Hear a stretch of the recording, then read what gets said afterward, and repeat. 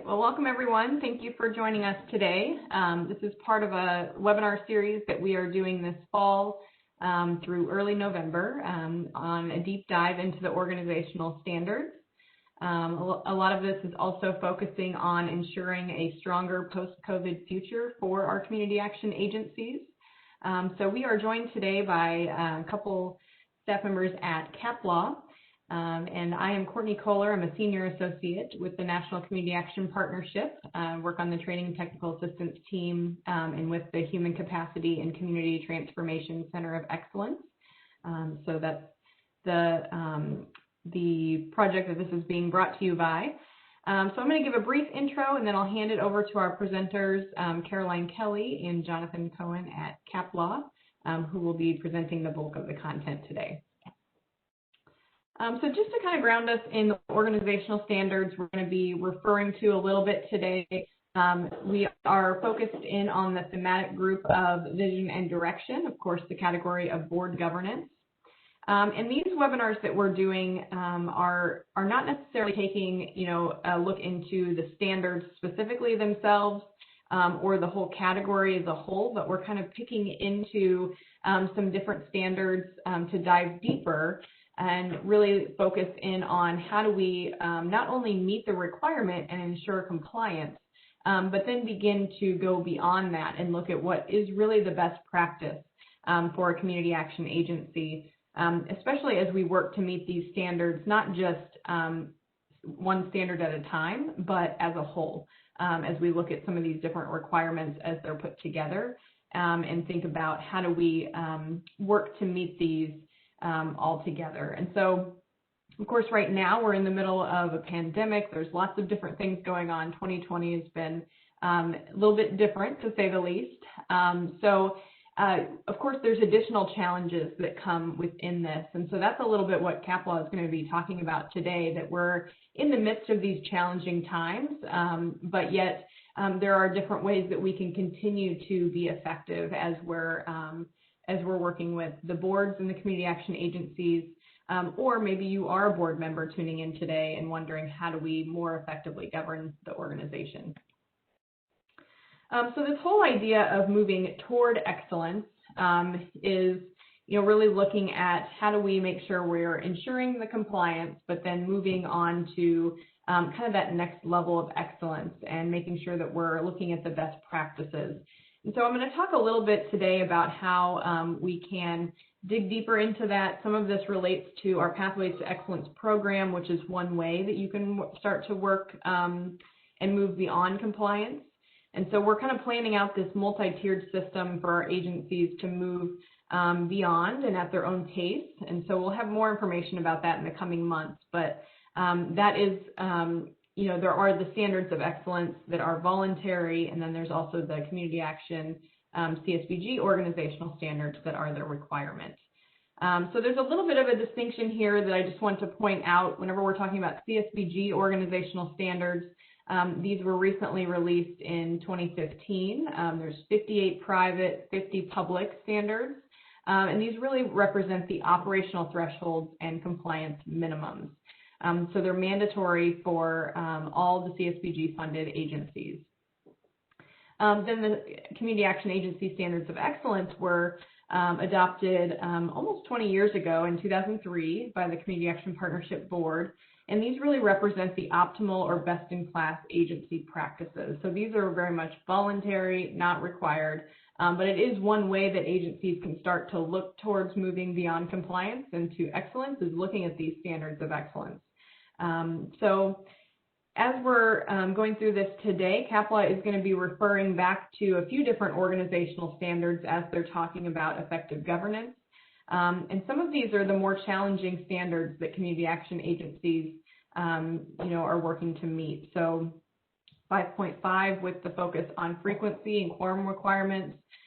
That's a little bit more difficult even now with, the pandemic and not being able to meet face-to-face as much, and agencies having to kind of, use new, unique methods to be able to meet as often as they're supposed to and get enough board members in attendance.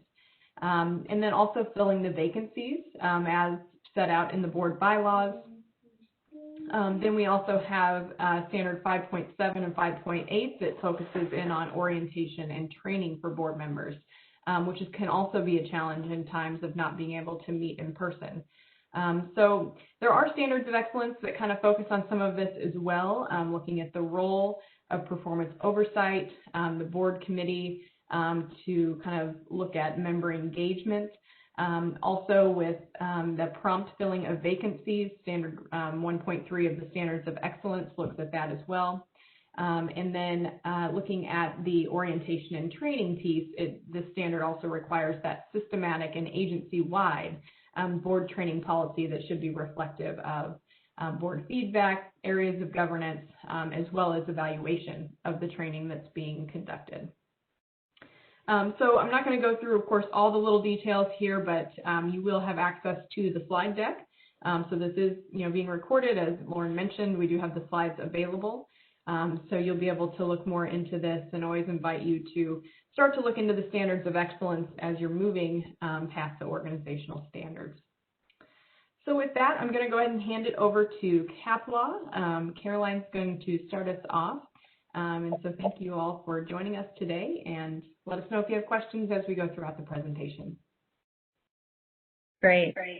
Thank you, Courtney. So welcome, and John and I are really happy to be here with you guys today. We're going to go through kind of an overview of some best practices and tips that we've been thinking about, and then we're going to talk about two in-depth publications that CAPLAW is releasing in connection with this webinar that profile two CAAs from different parts of the country who have faced different challenges during the pandemic, and how, in particular, the board and the executive director worked together to meet those challenges. And so just getting us started, you'll hear the word capacity a lot in this presentation. You hear it a lot, obviously, when talking about HCCT. And in the context of, difficult times, crisis, and in particular, the coronavirus pandemic, what we understand, the way that we're using capacity in this context is talking about a board's ability to quickly address a new problem. So how quickly can a board come together and make a decision about something, and then successfully, take action to implement a decision that's been made? And so in the case studies that we're going to talk about, you'll see different changes to policies and also to operations and practices that, had to be previewed at the board level. There had to be some level of, action taken in terms of, making a decision related to the crisis, and then executive management worked together, and also, with, members of staff throughout the CAA to implement those changes.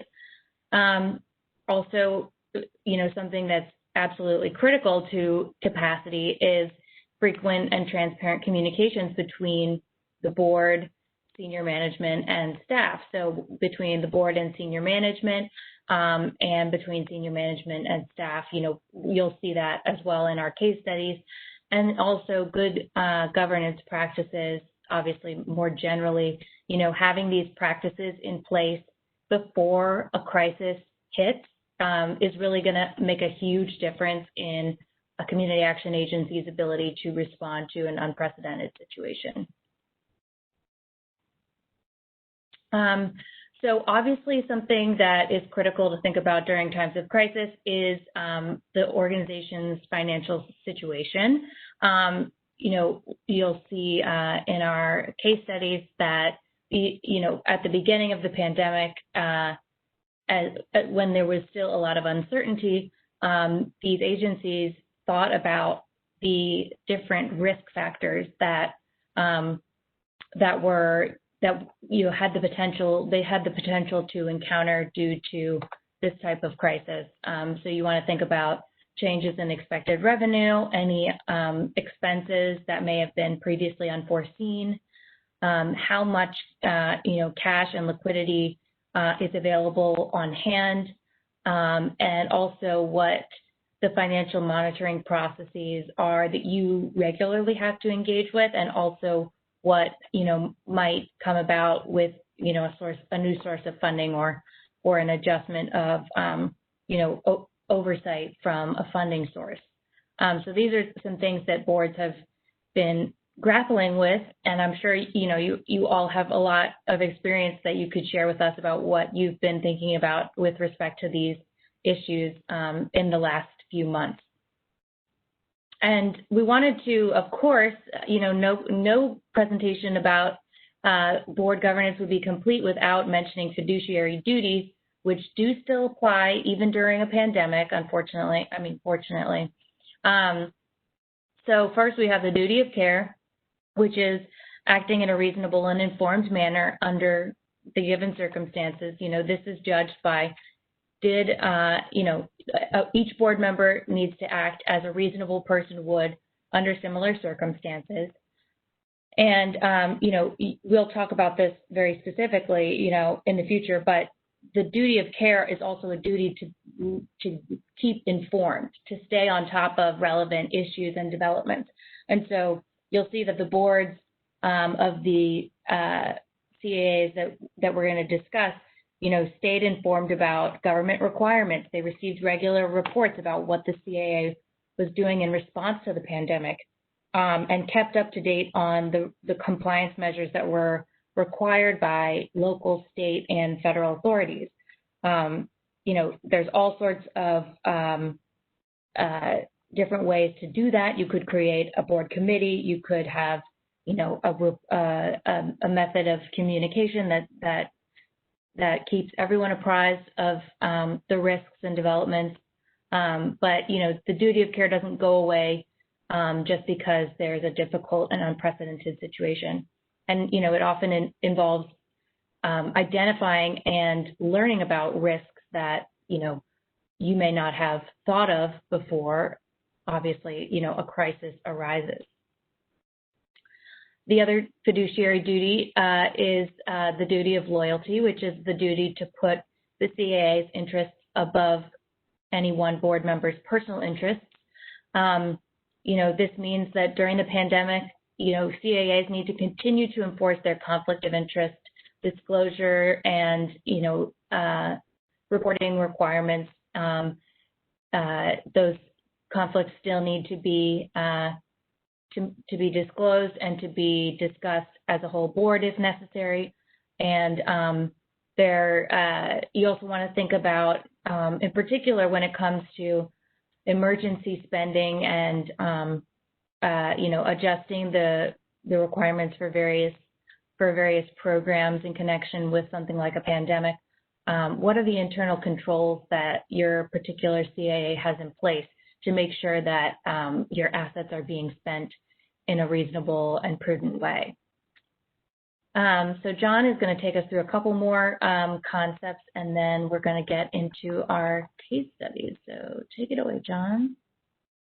Thank you, Caroline, and thank you, everybody, for tuning in. I'm going to go through a few slides, as Caroline mentioned, just going over some of the issues that we're discussing, and then we'll get into the case studies. And so just wanted to take you through a couple now. One, I'm sure many people on the call, probably all of you are aware of, at these times, the need to sort of ensure flexibility as well as accountability. As an organization, as a board, you're trying to respond to things in real time, especially in a pandemic, and you sort of need the flexibility to be able to do that. However, you also need to be accountable. You need to be accountable to the bylaws of the organization, which hopefully are written with legal requirements in mind as well. And so, how do you do that as an organization? What do you think about? What are the considerations to make to ensure that you're both able to act flexibly and be accountable to these things? So one just piece of advice: check the bylaws provisions of your organization to see what you're able to do as an organization at this time. There are several things to look for what the bylaws say. Do they sort of things do they offer flexibility in times of a crisis? Is there sort of a clause that lays out, in times of crisis, X, Y, Z will happen? Is sort of a crisis defined, and what that means and for how long, different types of authority that are granted in that type of clause are granted for. In addition to that, what's allowed in terms of meetings? We're going to be talking about meetings at several points in the presentation. And so do your bylaws allow for, virtual meetings, and what does that look like? How does that look? How is that handled? So looking at your bylaws for something like that. In addition, sort of decision-making processes, what do the bylaws say about that? And is there a way to work in the various considerations you're thinking about, going through as a board during a pandemic where decisions can be streamlined or made and then approved later, and we'll get into some of those situations as well. Review and update those approvals that are needed for policy changes. An example is employment leave policies have had to be changed due to the pandemic, due to different laws that have been enacted granting leave, and so organizations have had to wrestle with this. And so, what are the approvals necessary in order for your organization to change or leave policies to comply with those new laws? So something to think about. And then implement temporary adjustments where needed related to all of this. And then one thing we'll talk about a lot as well is communication. You'll hear that word probably 500 times during this presentation, just because it is so key to responding in a time of crisis, as well as keeping everyone on the board informed, having open lines of communication between the executive director and between the board chair, so that everyone knows what's going on, sort of forming that relationship. Instituting more frequent check-ins, if they're not already in existence between the executive director and board chair, can go a long way to really ensuring that the board is aware of what your organization is doing. You're sort of seeking out approvals where necessary and where needed, and you're able to respond in that way. In addition, checking in with staff, as an organization, staff check-ins can be key. Is there a way to hear from staff at your organization? To get feedback from them, what they're seeing, and respond to that in real time. So virtual board meetings, I mentioned we'll be talking about meetings. They're a key piece of the case studies as well. And so you need to, if your organization has this in the bylaws, great. Virtual board meetings, what's allowed could depend on what state you're in, given the various state laws that could come into play. But a virtual board meeting would be great because it ensures the board can continue to meet regularly. You're on video, if phone is allowed, you're on phone, and it can be a great way, to meet CSBG Org Standard 5.5, as you see right there. You're still expected to meet and sort of fulfill those duties, as Caroline mentioned, even in a time of crisis. So just because there's a pandemic doesn't really excuse organizations from meeting that duty and from fulfilling those org standards. And so, look to see if virtual meetings are allowed, because that can be one great way to continue meeting as a board. Look to open meetings laws. We'll discuss this in relation to one of the cases as well. Your state may have open meetings laws, and that may impact whether or not virtual meetings are allowed. But that's another thing to look into. These are all places to look, provided it is allowable. And you can meet regularly. There are various challenges that go into virtual meetings that don't necessarily, a lot of boards are set up to meet in person and face to face, and that's the experience a lot of organizations had. And so this is new to, or has been new to a lot of organizations and a lot of boards. So, it's going to be a learning process, and it's going to be sort of an ongoing. You'll want to have ongoing check-ins, see how it's going, and determine, what could be working better, what could not be working better. Is there a better platform to the one you're using? Issues like that could come up. With specific challenges to filling vacancies on the board, how are you going to recruit? Think about how you're going to recruit board members to the board when everything's being done in a virtual manner. How's that going to be handled? In addition, as CAAs, you have democratic selection procedure requirements for that sector of the tripartite board, and so you have to think about that. That's going back to the bylaws. Is there a set procedure in your bylaws that really only works for certain sort of face-to-face, in-person democratic selection procedures? And if so, do you want to think about as a board amending those to sort of think about other procedures that could be more conducive to virtual selection, virtual identification, mail-in voting, things like that are all issues to think about when you're thinking about how to select, democratically select members of the board. So this is a sort of a slide that outlines strategies for really engaging members of the board during virtual board meetings, and it's based on a Harvard Business Review article, "The Upside of Virtual Board Meetings," that I would encourage everyone who's contemplating virtual board meetings and how to integrate them into their board meetings and their board operations could be a great sort of outline strategies to think about, to look at that article. And we'll just go through some of these points here, and some of these things will be discussed in the case studies that we discussed as well. So emphasizing pre-work. And so what does that mean? Boards may want to think about what pre-work is, before a board meeting, what are board members expected to do, reading board packets and sort of sharing ideas and things like that. So for virtual board meetings, when you want to be as focused as possible so you can get the best discussion and the best insights as possible, or so that you can have time to make the decisions that you need to make as a board, what can be done prior to the actual virtual board meeting so you can save time. So are there file sharing services that exist out there that you can use? Is your board already sharing board meeting packets over email or virtually prior to meetings? Are there secure chat platforms that are available where board members can sort of discuss and chat about some of the issues prior to the board meeting? These are all things to think about for pre-meeting work, so that that meeting can be focused and people can really be focused and strategize about these issues in depth that need to be talked about.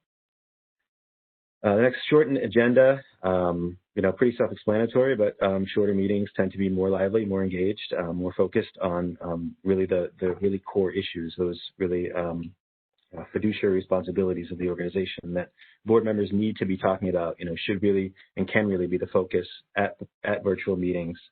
One thing that some suggest is allowing for sort of 15, 20-minute breaks for people to get up, to walk, to sort of be on the line with other board members at that time and just have discussions. Can be something to do during a shortened agenda to really keep things fresh, keep people energized and engaged. And then spread out meetings. Doesn't all have to be, an 8-hour day in one location. I know for in-person board meetings, that's often the most convenient way to do things as a board, is to be in person, to see everybody, and to just do it all there. But for virtual board meetings, think about, spacing it out over a week, over 2-3 weeks. Have shorter, hour and a half, 2-hour sessions. You could even propose, in the first meeting of the board, you could sort of propose some ideas for people to think about. They go away and think about it for a week or so, and come back, armed with theoretically more insightful, more informed insights and ideas about that particular decision. Something else to think about. Building trust, for governance. Well, this will come up in the case studies as well. Check-ins facilitate relationships. Really, a key to building trust between board members. Asking for input throughout can also be key to really kind of driving those relationships forward, driving those conversations forward. Understanding, the more you talk to someone on the board, the more you understand them, what's bringing them here, what motivates them. And you can see that, everyone's really here for the good of the organization. And so though you may disagree or differ on various decisions the board makes, those sort of motives underlying are not questioned. And so that tends to build trust as to why everyone's there. In addition, invite guests. Virtual meetings can be a great way to allow for sort of guest stars to come in and present or be a part of the meeting and present various ideas that they have or things like that. So think about who you could bring in as a board to talk and participate in various meetings.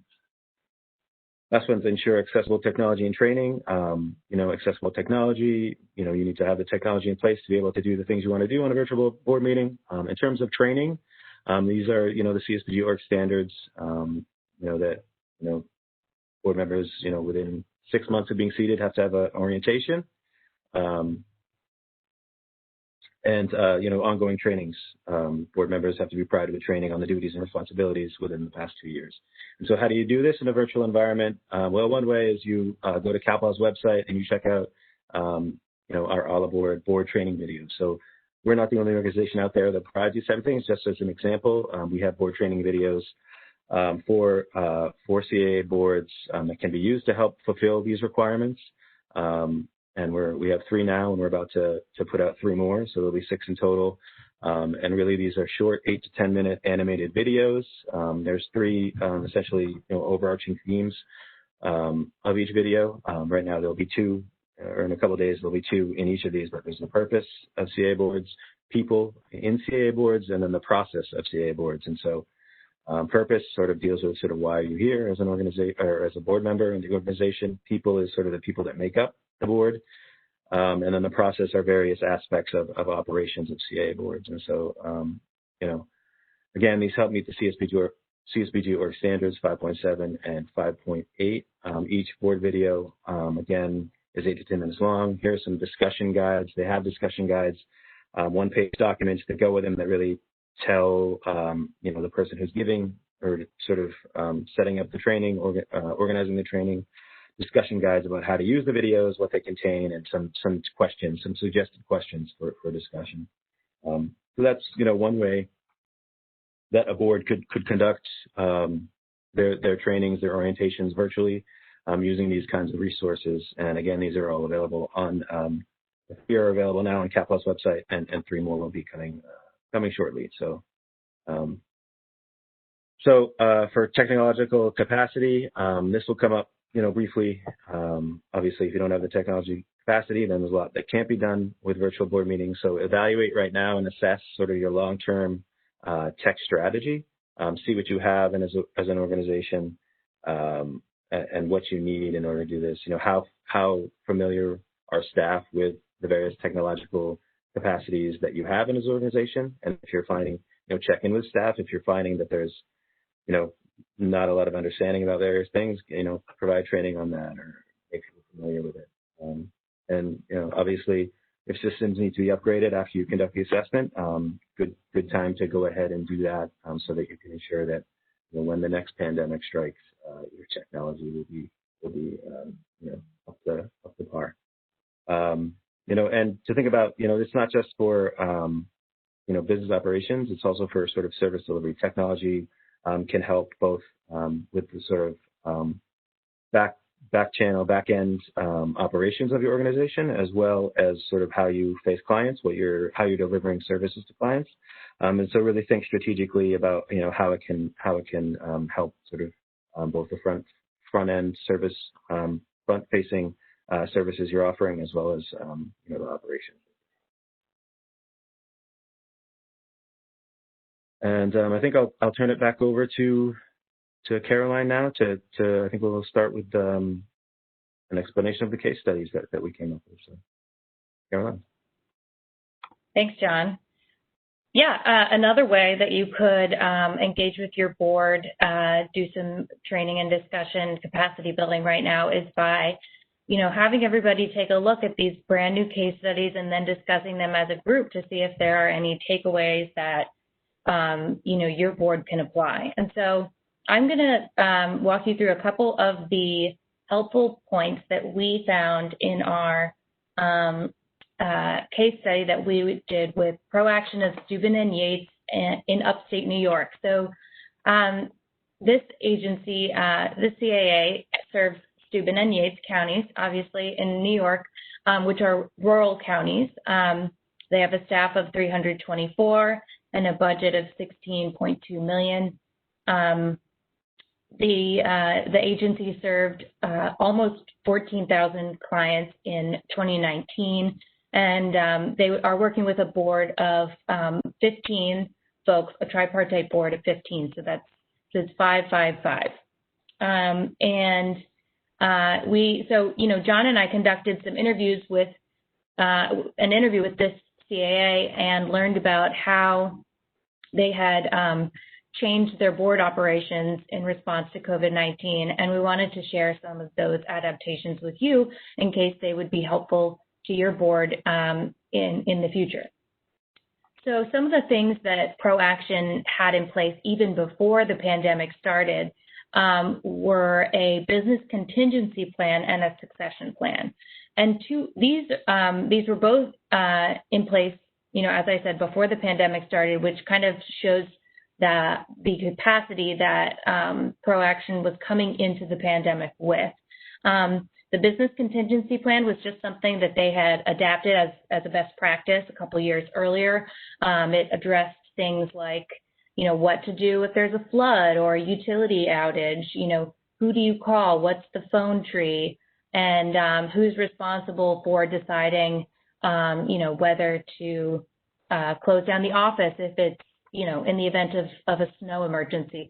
It covered a lot of different contingencies or emergencies and kind of laid out the basic guidelines for how the agency wanted to respond to each of those emergencies. And so that was particularly helpful as a starting place because it did mention a pandemic situation and included the notation about, it included a paragraph about how pandemic influenza is spread. The contingency plan also said, in the event that you have to, that there's a pandemic of infectious disease, it's up to the president, the CEO of the agency to make the decision as to whether to close down the offices. And so, it was nice for leadership to be able to look through their files and policies and see, oh yes, this is what we're supposed to do in this situation. Obviously, it's also important in an emergency situation, especially a pandemic, to think about succession and just contingency planning for the future, basic good governance. And ProAction also updated its succession plan in connection with in the first month or so that they were really made aware of the coronavirus pandemic. So those are two initial steps. After having some more discussions amongst the board, the ProAction board decided that they needed to do more. They realized that this was not going to go away in a couple months, that they needed to take some, action that was specific to the coronavirus situation. And so one of the things they did was they came up with what they called a continuity of operations plan. And basically, it was kind of like a comprehensive contingency plan, but specific to the coronavirus. And what that plan included were a number of assumptions about how the coronavirus was spread, and and it used the different phases that the World Health Organization set out as the different phases of a pandemic as a way of organizing the response that it called for on behalf of the CAA. This, in short, for shorthand, they called this the COOP, Continuity of Operations Plan. So the COOP also addressed, it took into account, the board took the time to think about what are the potential impacts that the coronavirus pandemic could have on our operations.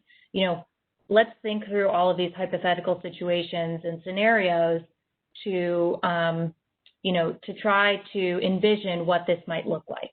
And so as a result of doing that hazard and impact analysis, they were able to say, okay, here are some of the operational adjustments that we might need in order to make sure that we can keep providing services during the pandemic.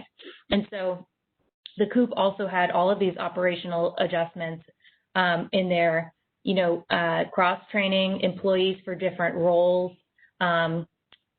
procurement of, disinfecting materials and paper towels and toilet paper and all this stuff. What they were going to do differently in terms of service delivery, and also kind of an acknowledgement of of the different financial aspects or financial impacts that the pandemic might have, and also, an IT policy, which we will get into more detail. The COOP also had a checklist for daily cleaning. There's so many resources available online at this point. I would, look for some law firms have come up with sample policies. Also, a lot of HR providers or HR consultants are providing this information a lot of times for free, even if you don't have a subscription.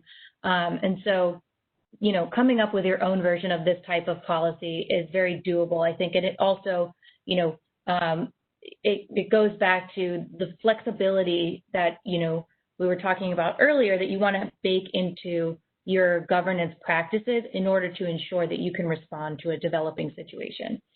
And so one other thing that the ProAction Board did was at their first virtual meeting, which was back in March of 2020, they passed a resolution that delegated authority to the CEO of the organization to set aside or modify policies in order to comply with guidance from federal, state, or local authorities in between board meetings. And so without going to the full board, the CEO was empowered to change or set aside policy to the extent that it was necessary to comply with COVID-19 guidance. And that was that power, that delegation of authority from the board was effective for the term of the pandemic, as is formally designated by the World Health Organization. And this is a really unique, it's a great adaptation that the ProAction Board was really able to carry out with confidence, because the board has a great relationship with the CEO at this organization. And they have, the CEO has been at the organization for, over 10 years, I think maybe even over 20 years. And so they have, they had full faith in their CEO to only make changes as was absolutely necessary in order to respond to this, guidance that was really coming out on a weekly basis. And you don't want the board to have to meet every week. That's not a wise or not a prudent use of their time. And so what the board did here was delegate that authority, but they also required that the CEO come up with a summary of what actions had been taken in between board meetings. And she was responsible for summarizing those changes and presenting them to the full board at each of their monthly board meetings in order to, make sure that they still could sign off on any of those changes. And so this was a really unique, practice for us to learn about, and it's covered in detail in our case study. So really encourage you to take a look at that. I'm sure you all have had policy changes that have had to be enacted at your CAA in response to the pandemic. ProAction did as well. They had to change their employee leave policy. To provide for emergency FMLA and emergency paid sick leave, which was provided under the Families First Act. They also put in place a new employee personal travel policy, which recommended against travel to high-risk areas by employees by requiring that if an employee traveled to a high-risk area, and this was incorporating the designation of high risk that New York State had designated in formal guidance. If an employee went to one of those high risk areas, they had to quarantine for 2 weeks before returning to work. I've seen a couple other CAAs try to do a similar thing. They also adopted an infectious disease policy requiring face covering, social distancing, and symptom questionnaires for employees. And in each of these cases, the board worked, the executive management came up with, the proposed changes. They were presented to the board, discussed by the board, sent back to executive management in many cases for additional changes based on what the board had to say, and then adopted by the full board before being implemented. And the board in each case, it was responsible under their duty of care to learn about the relevant legal requirements and evolving guidance, and to incorporate their understanding of those laws and guidance into the policies themselves. One of the biggest challenges for ProAction was adapting to the world of remote work, especially since this is a rural CAA. Under ProAction's existing policy, it was prohibited for employees to use their personal cell phones or computers to conduct business that related to their work. But the agency didn't have enough laptops to loan out to employees for everybody to be able to take one home and work remotely using, a CAA laptop. And so they had to change that policy before they could let their employees use personal devices for work-related uses. And so ProAction worked with their IT provider to come up with a new IT policy that addressed all of these concerns. They also had to think about, what happens if an employee who's working remotely and has customer data on their laptop, what if they leave the agency? How are we going to make sure that the privacy of that customer is not compromised? How do we, wipe that data off of their computer remotely? All these questions, come along with the transition to remote work. They also addressed, there were some of the staff who, like Head Start teachers, barely have to use a computer, during non-pandemic times. And so how do you get them, how do you help them adjust to a fully online environment? And what skills and trainings can the CAA offer to increase their computer literacy? And then we also, in the case study, addressed changes to program enrollment and program service delivery that the CAA had to provide remotely as well.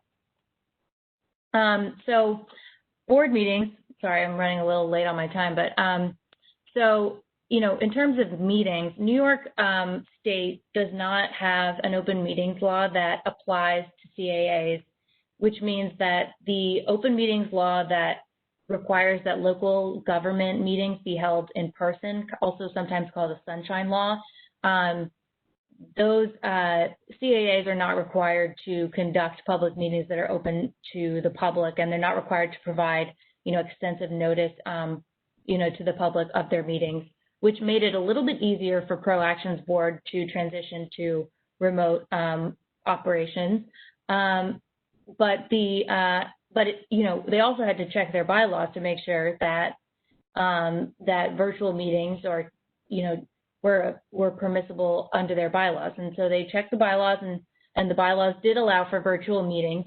And so they were able to transition relatively quickly from their monthly in-person meetings to a monthly Zoom meeting. One of the ways that that's changed their board meetings is that, they haven't been able to get face-to-face reports from various department heads since the start of the pandemic, because everybody's schedule, is switching around, and folks are very busy with all the new adaptations for services.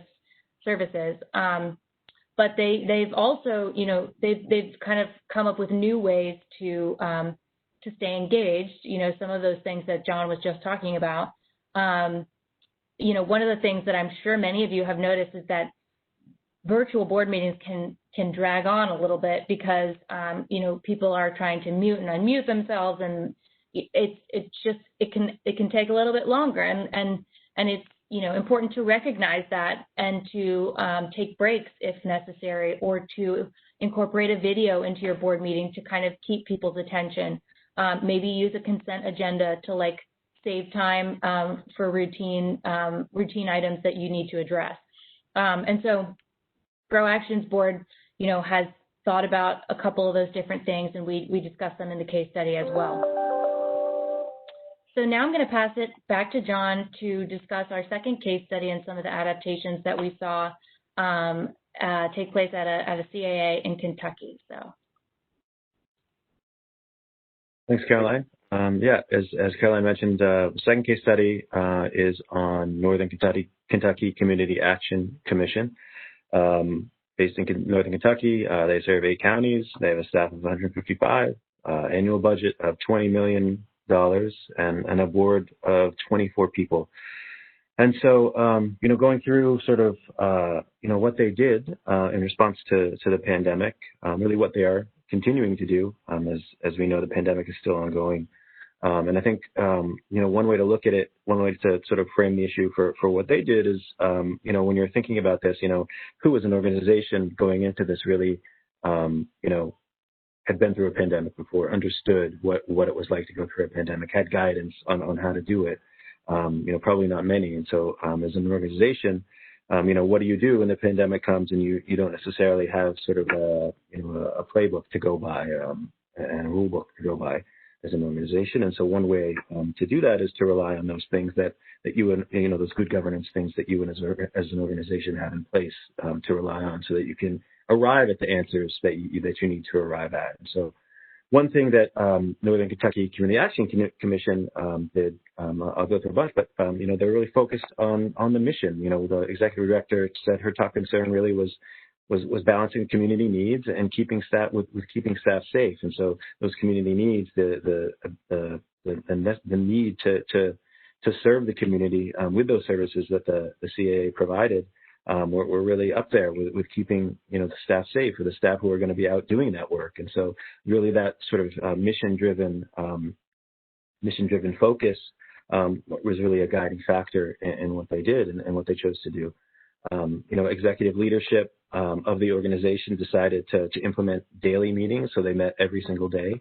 The executive leadership of the organization to respond to what was happening in real time in those early days of the pandemic, so they could reach conclusions on what to do, just try to decide on how to respond. And so really daily meetings, check-ins with executive leadership at the organization, what was going on, and they sort of identified first steps. And then with regard to the board, the board itself was very experienced, very professional board with a lot of expertise. The board chair himself, the former board chair now, he left in July, I believe. He's an executive director for his quote-unquote day job. He's an executive director himself of public library in Kentucky.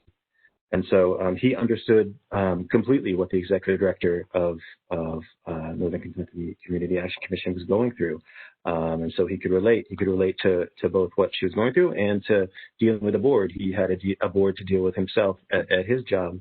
And so he understood where that boundary was and really how to navigate it as a board chair as well. And so how to trust what the executive director was doing, what was key to that. Communicative, as I'll discuss, extremely communicative relationship between the executive director and the board chair. Board chair really helped guide the organization through, what it did. Talking all the time, as they said, and we'll go a little bit through that. And then additionally later, you start to get others who come in. State association came out with guidance, even the state government came out with guidance. So that's paid attention to too. But all of those things, formed, the guidance that really this organization chose to go with. And so, as I mentioned, communication and technology, sort of the details of how they went about doing things. There really was a culture of communication and transparency at the organization. As I mentioned, the director and the board chair talked all the time. When the pandemic struck, they said they had talked, they were talking once a week regularly anyway. She had started at the organization 2 years prior, and said when she first started, they talked all the time. They talked 2 or 3 times a week. They really built up that communicative relationship between the two of them, beforehand. So that foundation was already in place. So that mutual respect and trust was already in place when the pandemic hit. In addition, the executive director, as the pandemic got started, decided that she would write and send the board of directors weekly updates on what the organization was doing. Different things they had identified, funding sources, things like that, what needed to happen. And so she was sending those weekly updates to them, via email, in writing. The board members and executive leadership of the organization knew each other. The executive leadership attended board meetings. They had gotten to know each other, through those interactions over the past. They knew each other. They knew that each had the interest of the organization at heart. They trusted each other and trusted what each other could do. And so there was really that culture of communications between them, going in, and that foundation that had been built and was continued as they needed to respond to the pandemic. In terms of technology, use of technology, this was really one of the first things the organization chose to make changes on. The executive director and leadership team identified and recognized, they didn't really have the capacity when it started to work from home, and they needed that capacity because there was no telling when they would, things would have to close down. Would there be sort of a state order to close things down? They wanted to be prepared for that in the event it did happen.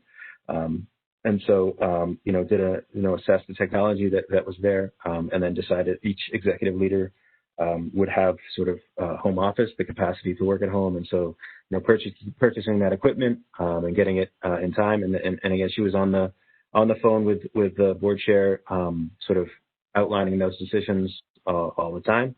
And so there was that ongoing communication related to that. Use of technology, they also used in board meetings.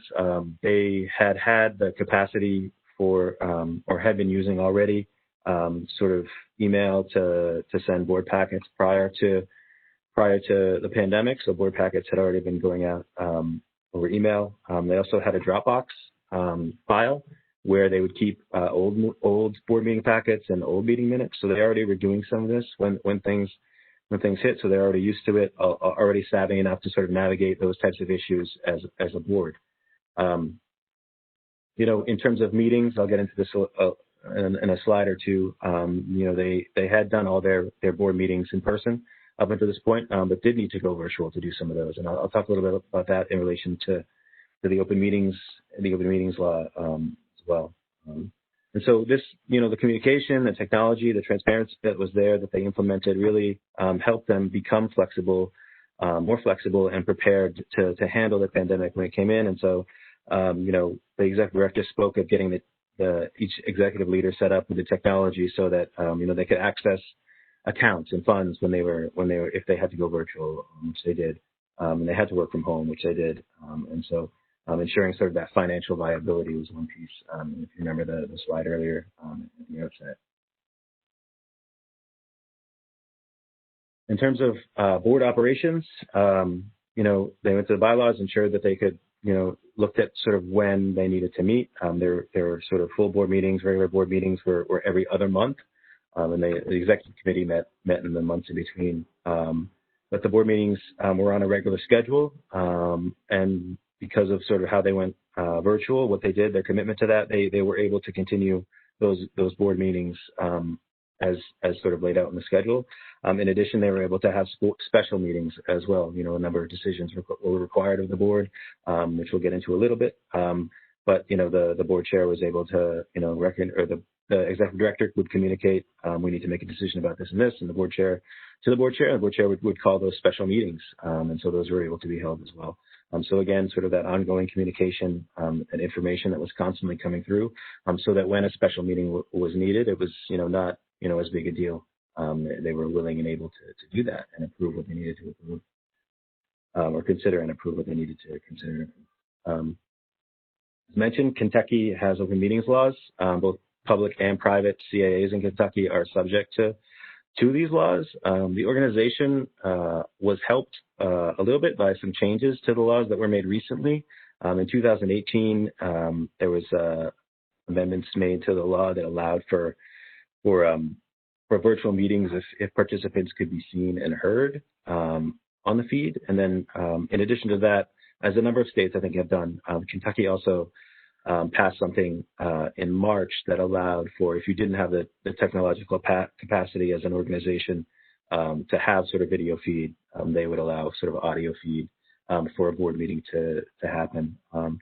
However, if so that kind of virtual meeting was allowed by the open meetings law, and so that was something that they did do for board meetings in order to comply. And then notifications, they were required to make notifications of these board meetings. They would put them on their website, sort of where and when the meeting is going to take place, and for sort of the virtual aspect of it, and then ensuring people could participate or tune in live to it, they would have a contact information for someone they could contact to get the link to the, or dial-in numbers linked to the virtual feed to tune in live. And so really, because of these things, they were able to really, hold these things, virtually, and open meetings didn't prove to be, according to them, too difficult to comply with. So, and moving on to sort of the next slide, I know we're running sort of a little bit up against time.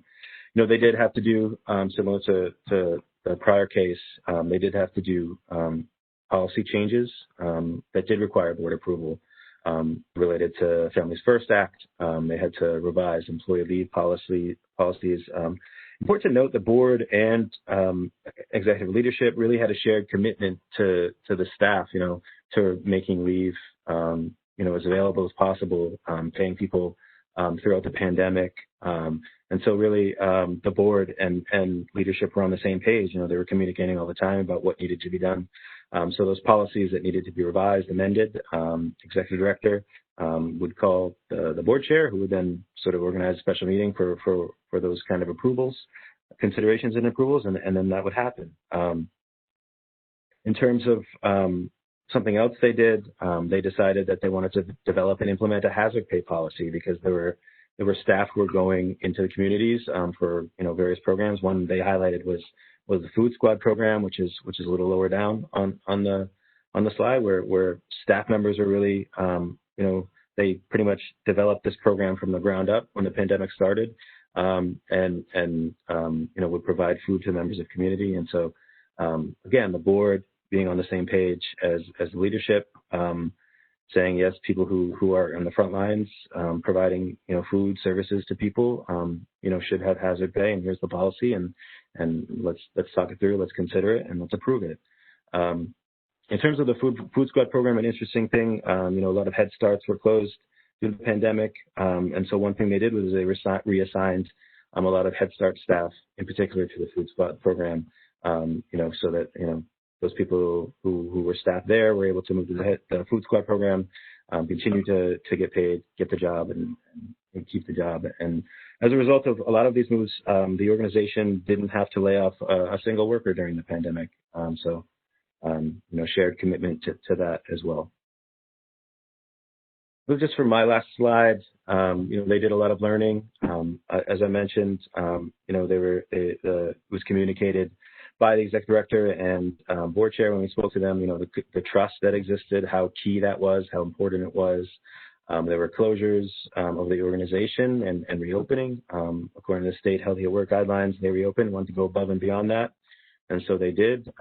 They made various moves, such as sort of budgeting for the pandemic. So they would budget for additional cleaning and maintenance in the budget allocations.